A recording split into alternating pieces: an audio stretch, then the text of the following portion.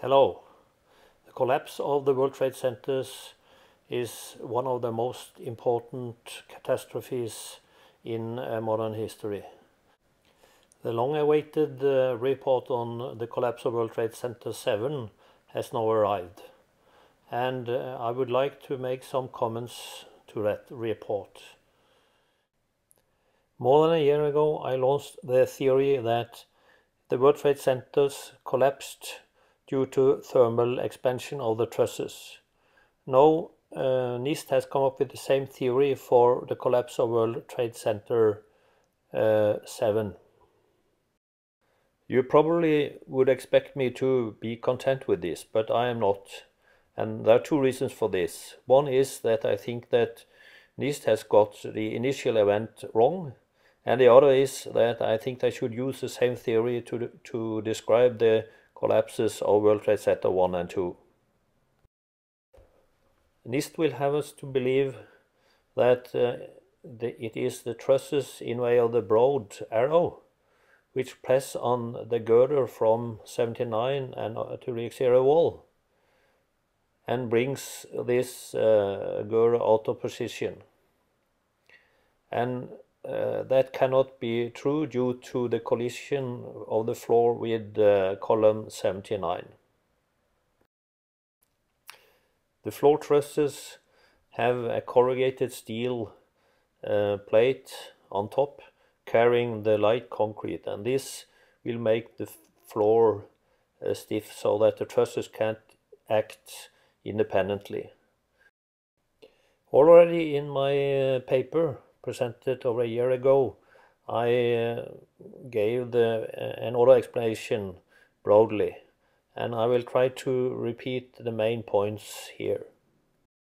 The main cause of collapse is the fires and the elongation of the trusses.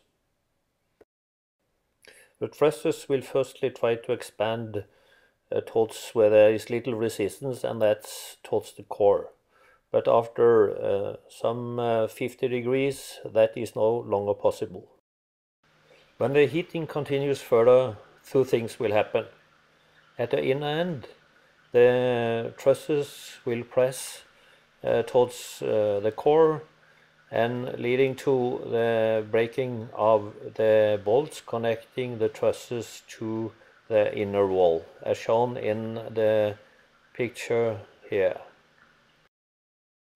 At the exterior wall end of the trusses, they will start to press towards the exterior wall, and after a while they will try to expand the exterior wall outwards, perhaps as much as 3 to 4 centimeters.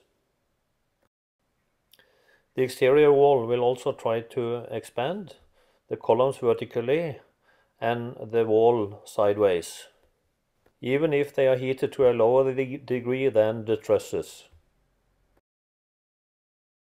Just as you can experience when leaning on a stick, it will suddenly buckle, and the wall will now buckle outwards and perhaps as much as 15 centimeters. Parts of the wall will fall off and the floors will start to fall down at the inner end.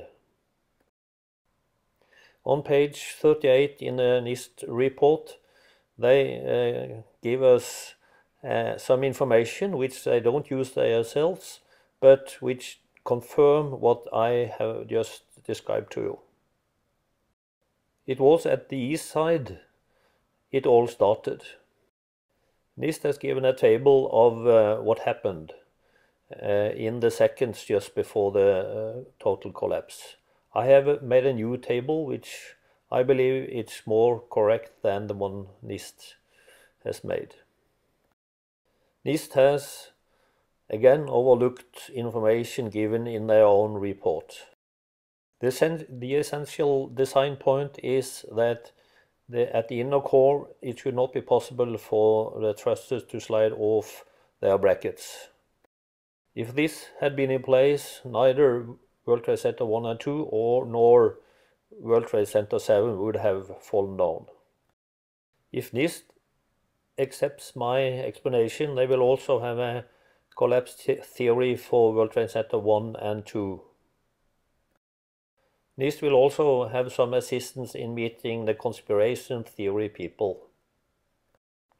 The long-lasting fires in the basement at World Trade Center 1 and 2 make people sure that high-temperature explosives were used. I have explained it as furnaces as we made in the older days. Particles made at high temperatures were found in the dust from World Trade Center 1 and 2. But these could have been placed there already when the floors were made. This seems to be a common procedure. So I am personally certain that it is thermal expansion which is the explanation, but I think that the NIST explanation is not good enough. On YouTube I received several other theories which I don't believe in. There were no planes, atomic bombs in the basement, or demolition